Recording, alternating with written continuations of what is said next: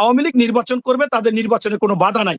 এইটা আস্তে আস্তে আস্তে আস্তে করে এইটাকে প্রতিষ্ঠিত করা। আপনি বলতে পারেন যে আপনারা বিএনপি, আমরা বিএনপিরা বলেছি আমাদের mother of democracy Begum Khaleda জিয়াকে বিশ্বে বলেছে গণতন্ত্রের মা, তিনি গণতন্ত্র চায়, কিন্তু আওয়ামী লীগের যদি বিচার হয়, আওয়ামী লীগের যদি বিচার হয় তাহলে কেউই আপনার নির্বাচনে যোগ্য হবে না। যেমন কম্বলের লোম বাঁচলে নাকি কম্বল থাকে না, আওয়ামী লীগের যদি দুর্নীতিবাজ, সন্ত্রাসী, ধর্ষক, চাঁদাবাজ, দখলবাজ, এই অর্থ পাচারকারী বিচার করা হয় তাহলে আওয়ামী লীগের কোনো লোক থাকবে না। আমরা দেশপ্রেমের কথা যদি বলতে যাই, আপনি তো স্বাধীনতাই করেন নাই, আপনি তো স্বাধীনতার পক্ষেই কথা ওই সময় বলেননি, আপনি তো দেশ স্বাধীনতার ভূমিকা রাখেন নাই। দেশপ্রেম তো প্রথমে হবে স্বাধীনতা, দেশ যারা চেয়েছিল, আমাদের দেশপ্রেম তো তাদেরই ধরতে হবে যারা সেই স্বাধীনতা যুদ্ধে ভূমিকা রেখেছিল। যে আমাদের এই ভাই যে বীর প্রতীক আছেন, এরকম যারা যারা যুদ্ধে অংশগ্রহণ করেছিলেন, আমরা, আমার বয়স তখন 6 বছর, দেখেছি, যুদ্ধে অংশগ্রহণ করতে পারি নাই। জীবনে তো একজন মুক্তিযোদ্ধা হওয়া সম্ভব না, অনেক কিছু হওয়া যাবে কিন্তু মুক্তিযোদ্ধা হওয়া যাবে না।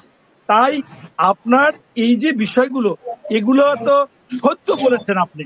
এর আগে কি বলেছেন না বলেছেন আমি সেই দিকে যাব না, সবার সাথে আপনারা ছিলেন। এবার আমি একটা প্রশ্ন ওনাকে করতে চাই আপনার মাধ্যমে। ১/১১ যে সমস্যাটা সৃষ্টি করলো, করার পরে সেখানে কারা ভূমিকা নিয়েছিল? সেখানেও কিন্তু সেনাবাহিনীর কিছু কিছু লোক ছিল। আবার দেখেন বিডিআর হত্যায় স্পষ্ট করেছে তখন সেনাপ্রধান মইউ আহমেদ তিনি ছিলেন এবং তিনি জড়িত, এবং এখন তদন্ত হলে তাকে বাঁচবে সে। এরপর আপনি যদি বলেন যে বঙ্গবন্ধু শেখ মুজিব হত্যাকাণ্ডে, আমি বলছি ন্যায় অন্যায় সেটার কথা বলতেছি না, তারা ভুক্তভোগী। আমি বলছি সেখানেও বিপদগামী অনেকে সেই হত্যার সাথে জড়িত ছিল। আবার জিয়া হত্যায়ও সেই মঞ্জু টঞ্জু এরা ছিলেন। এরপর এই এরশাদ সাহেবও ক্ষমতায় এসেছিলেন, জিয়াউর রহমানও একটা প্রেক্ষাপটে ক্ষমতায় এসেছিলেন। আমি সত্য বা ন্যায়সঙ্গত কথা বলতে চাই এটাই, যে ভালো যেখানে আছে কিছু খারাপও সেখানে থাকবে। এখন যদি আমি প্রশ্ন করি যে বঙ্গবন্ধুকে হত্যা করার জন্য বিরাট ক্ষতি হয়ে গেছে, আবার জিয়াউর রহমানকে হত্যা করার জন্য বিরাট ক্ষতি হয়ে গেছে, অথবা এরশাদ সাহেব জোর জুলুমে থাকায়, এই স্বৈরার শাসক থাকায় ক্ষতি হয়ে গেছে, সেখানে তর্কে বিতর্কে কিন্তু অনেক বিষয় চলে আসবে। তা আমি বলতে চাচ্ছি যে আজকে এই জামাতের আমির যে কথাটা বলেছে এটা মোটেই আমি একমত হতে পারতেছি না, যুক্তিসঙ্গত আসে না, এবং শুধুমাত্র সস্তায় কিছু সুবিধা নেওয়ার জন্য এটা বলতেছে। আজকে যদি উনি, আমি নিজে শুনিনি, এটা যদি সত্য হয় তাহলে গীবত হবে না, অসত্য হলে আমার জন্য গীবত হয়ে যাবে। আমি, আপনি এটা বিষয় বলার পরে আমি দেখতেছিলাম অনেক পত্রপত্রিকায় এসেছে, অতএব ঘটনাটা সত্য। আমি মনে করি যে এই কথাগুলো বলে সস্তায় বাংলাদেশের মানুষকে ভুলাবার চেষ্টা করা, দলের তার একটু অবস্থান ভালো করা, আমার মনে হচ্ছে এটা যথার্থ না। অবশ্যই বাংলাদেশে সেনাবাহিনী দেশপ্রেমিক এবং তারা বাংলাদেশের সার্বভৌমত্ব রক্ষা করে। যখনই বিপদ, আমি এই বিভিন্ন বক্তব্য সেনাবাহিনীর ছোট বড় পর্যায়ে যারা আছে তাদের শুনতেছিলাম, বিভিন্ন ব্রিগেডের বা এরকম ওনাদের যেগুলো ব্যাটালিয়ান আছেন, সেখানে তারা বলেছে যে ৭১ সালে বাংলাদেশের অবস্থা বা সেনা, আর এখন বর্তমানে ২৪ সালে ভারতকে হুঁশিয়ারি করে দিচ্ছি এদিকে আঙ্গুল তুলবেন না, এরকম অনেককেই হুঁশিয়ারি করে দিয়েছে। এই হুঁশিয়ারি করে কখন? যখন যার মধ্যে সত্যিকার অর্থে দেশপ্রেম থাকে। যদি দেশপ্রেম না থাকে এরকম কথা সাহস নিয়ে বলতে পারে। ছাত্রদের বক্তব্য ব্যাপারে কি বলবেন? ১ মিনিটে শেষ করবেন, যে আপনারা সংস্কার কাজে বাধা দিচ্ছেন বারবার নির্বাচনের কথা বলে। আপনাকে আমি স্পষ্টভাবে আপনার মাধ্যমে ওই উপদেশটাকে বলতে চাই যে আপনার এখনো শহীদদের রক্ত ভেজা রাজপথ, তাদের উপর ভর করে আপনারা এসেছেন। আপনারা তাদের, এই যারা শহীদ হয়েছিল তাদের দিক তাকাননি, শুধুমাত্র আপনারা তদবির করতেছিলেন, বিভিন্ন কাজ করতেছিলেন, ক্ষমতায় গিয়েছেন, অথচ তারা আন্দোলন করে সেই যারা ভুক্তভোগী, যারা আহত, যারা শহীদ, তাদের দাবি আদায় করতে বাধ্য হয়েছিল। আপনারা কিন্তু খেয়াল করেননি। আপনারা একটা জিনিস জানবেন, আজকে ভারত আপনার বাংলাদেশের দিক তাকাচ্ছে কেন? যখন দেখতেছে অনির্বাচিত সরকার। আপনারা জানেন যে সংস্কার কিয়ামত পর্যন্ত হতে পারে। আপনার যেমন শিক্ষা দোলনা থেকে কবর পর্যন্ত, ঠিক কিয়ামত পর্যন্ত সংস্কার হবে। প্রতিনিয়ত মানুষের নতুন চাহিদা হবে, নতুন চিন্তা করবে, নতুন ধারণা আসবে, সময়ের প্রেক্ষাপটে এটা হতেই থাকবে। তাই কি আপনারা কিয়ামত পর্যন্ত আপনারা থাকতে চাচ্ছেন?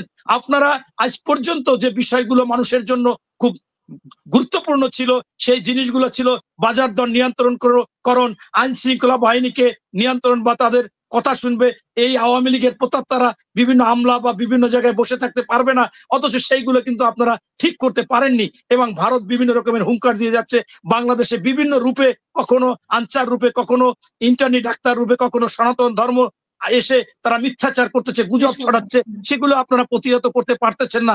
এমতো অবস্থায় আমরা মনে করি যে একটা নির্বাচিত সরকার আসলে একটা দেশ এরকম কখনো আর আগিয়ে আসবে না, ষড়যন্ত্র করতে চাবে না এবং দেশে অরাজকতা সৃষ্টি করতে চাবে না। তারা শেখ হাসিনার সাথে ঐক্যভাবে থাকবে না, তারা অবশ্য তখন দেশের সাথে সম্পর্ক রাখার চেষ্টা করবে। তাই আমি মনে করি যে সংস্কার, আপনারা দেখেছিলেন যে ফ্যাসিস্ট এরকম একটা স্বৈরাচার সরকার, আমি গুলিবিদ্ধ হয়ে জেল খেটে সেই এরশাদকে যখন পতন করি, 9 বছরের স্বৈরাচারের সরকারের পরে যিনি বিচারপতি শাহাবুদ্দিন সাহেব এসেছিলেন, তিনি 3 মাসের মধ্যে সারা বাংলাদেশে নিরপেক্ষ অবস্থা করেছিলেন, সারা বাংলাদেশে ন্যায় প্রতিষ্ঠা করেছিলেন, সব জায়গায় টু শব্দ হচ্ছিল না। তাইলে সেটা যদি 3 মাসে হয়, আপনারা কি সেটা 6 মাসে পারবেন না, 9 মাসে পারবেন না, 1 বছরেও আপনারা সংস্কার বা সেই অবস্থা করতে পারবেন না?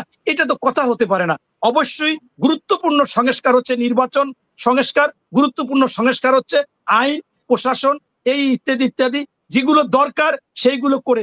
এবং ইতিমধ্যে আপনারা জানেন যে সংস্কারের জন্য প্রথমেই 10, 12, 15 দিনে 53টি অনিবন্ধিত বা নিবন্ধিত দল তারা কি সংস্কার দরকার, কি চাওয়া পাওয়া সবাই কিন্তু সাবমিট করেছে। তারপরে আবার যে সমস্ত কমিটি তারা বলছে ডিসেম্বরের মধ্যে সবগুলো সাবমিট করবে। এবং আজকেও দেখলাম বদিউল আলম মজুমদার বলল, সেইটা যদি হয় 1 সপ্তাহের মধ্যে প্রজ্ঞাপন জারি করতে পারে, জানুয়ারির মধ্যে করে মার্চ, এপ্রিল, মে, জুনের মধ্যে নির্বাচন দিতে পারে, এটাই স্বাভাবিক। কিন্তু আমরা মনে করি যে আজকে আপনারা যদি কিংস পার্টি করতে চান, তাহলে আপনার মন্তব্য ঠিক আছে, আপনি সরকারি ভাবে সাপোর্ট নিয়ে আপনার সংগঠন করবেন। আপনারাই অনেকে বলেছিলেন যে আপনারা দুপুরে না খাই আন্দোলন করেছেন, হেঁটে আন্দোলন করেছেন, টাকা নাই, বাবার টাকা নাই। কিন্তু এখন তো আমরা দেখি অনেকে সকালে 85 লাখ টাকার একটা গাড়ি, এক কালার, বিকেলে আরেকটা 85 লাখ টাকার আরেকটা কালার গাড়ি।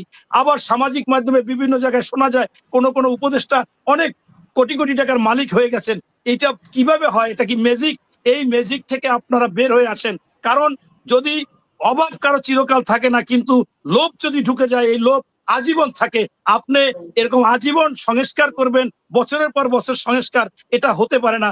অবশ্যই বাংলাদেশের মানুষের ভোট অধিকার চায়, গণতন্ত্র চায়, সুশাসন, সুনীতি, সুবিচার চায়, স্বায়ত্তশাসিত প্রতিষ্ঠানগুলো নিরপেক্ষ চায়। এবং এটা অবশ্যই অনেক দল বা রাজনৈতিক দলগুলো ধাক্কা খেয়েছে, তারা সঠিকভাবে পরিচালনা করবে।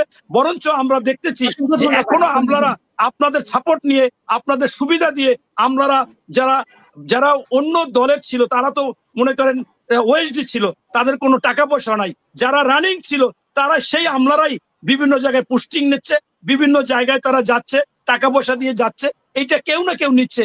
আমি মনে করি যে আজকে কেউ কেউ ব্যাখ্যা দেয় যে এই গাড়ি আওয়ামী লীগ অমুক ব্যবসায়ী।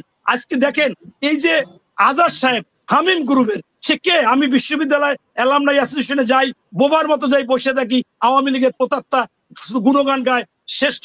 এই যে লাস্ট 4 আগস্ট সে অনেক কিছু বলেছে, শেখ হাসিনাকে ভালো ভালো কথা বলেছে।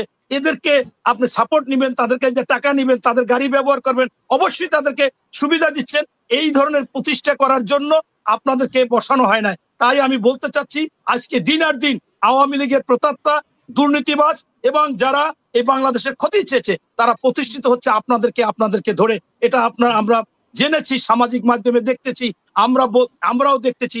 তাই আমরা বলতে চাচ্ছি, আপনারা দল করেন ভালো কথা, সেই দল কিংস পার্টির মতো ওই সরকারের সাথে আপনারা আসেন, আপনারা আবার সেই আগের মতো হেঁটে হেঁটে মানুষের কাছে যান, সরকারি টাকায় বিশ্ববিদ্যালয়ে যাচ্ছেন, কলেজে যাচ্ছেন, আর বলতেছেন দল করবেন।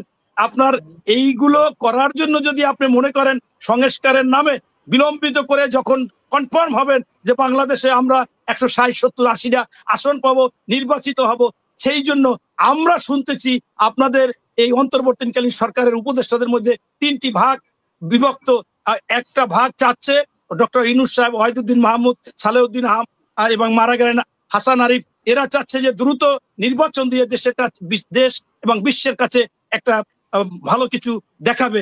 আবার কিছু কিছু লোক চাচ্ছে এই কিংস পার্টিকে প্রতিষ্ঠিত করার জন্য তারা বিলম্ব করতে চাচ্ছে। আবার কিছু কিছু চাচ্ছে আওয়ামী লীগকে বাংলাদেশে দিন আর দিন গেলে আপনি দেখেন এই বদিউল আলম মজুমদার, জি, যিনি শেষ করবেন। অনেক, আমরা আমি আরেকদিন শেষ কথা করতেছি, বলবো। অনেক জায়গায় বলেছে যে আওয়ামী লীগ কোনো মানুষের মধ্যে পড়ে না, তারা নির্যাতিত, এই দেশে তাদের রাজনৈতিক ক্ষমতা নাই, মানে এই অধিকার নাই। উনিও বলতে এখন বাধ্য হচ্ছে যে আওয়ামী লীগ নির্বাচন করবে, তাদের নির্বাচনে কোনো বাধা নাই। এইটা আস্তে আস্তে আস্তে আস্তে করে এইটাকে প্রতিষ্ঠিত করা।